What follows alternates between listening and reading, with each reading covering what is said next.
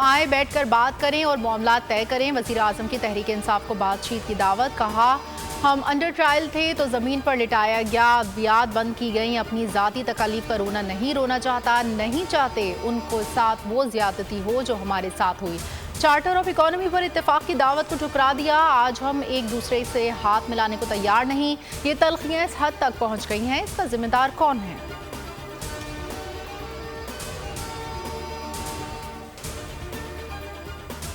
बानी पीटीआई समेत तमाम कारकुनान को रिहा करें तब बात होगी। अपोजिशन लीडर उमर अयूब ने वज़ीर आज़म के मुज़ाकरात की पेशकश को मशरूत कर दिया। कहा, बात तब होगी जब बानी पीटीआई यहाँ होंगे, बात तब होगी जब हमारे तमाम कारकुन रिहा होंगे।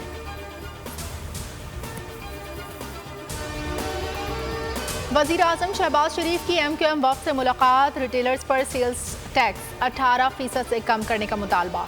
कराची पैकेज के 4 मंसूबे के लिए फंड्स बढ़ाने पर जोर। वज़ीर आज़म की विफाकी मंसूबों के फंड्स बढ़ाने की यकीन दहानी। मीडिया से गुफ्तगू में मुस्तफ़ा कमाल ने कहा, टैक्स में इजाफे का बोझ सिर्फ टैक्स देने वालों पर बढ़ा।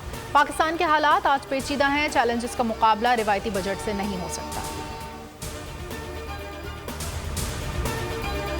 इस्टेब्लिशमेंट सियासत से बाहर हो जाए तो सब खैर हो जाएगी। मौलाना फजल रहमान की सहाफ़ियों से खुसूसी गुफ्तगू। हुकूमत समझती है अवाम दोस्त बजट है, मगर मुल्क का कबाड़ा हो गया।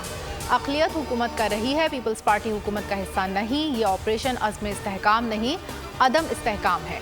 मैंने मशवरा दिया है कि पंगा ना लें। पूछा गया, पंगा किसे कहते हैं? मैंने कहा, ये लेने से पता चलता है। तौहीन अदालत केस। फैसल वावडा ने सुप्रीम कोर्ट से गैर मशरूत माफ़ी मांग ली। कहा, मेरी प्रेस कॉन्फ्रेंस से अदलिया का वक़ार मजरू हुआ तो गैर मशरूत माफ़ी मांगता हूँ। खुद को अदालत के रहमो करम पर छोड़ता हूँ। मेरी प्रेस कॉन्फ्रेंस का मकसद अदलिया की तौहीन नहीं था।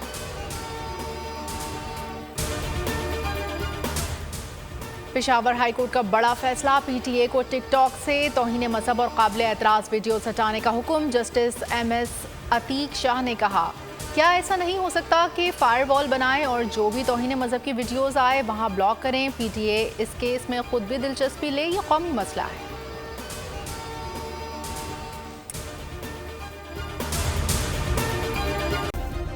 सब्सक्राइब करें और बेल दबाएं ताकि कोई खबर रह न जाए।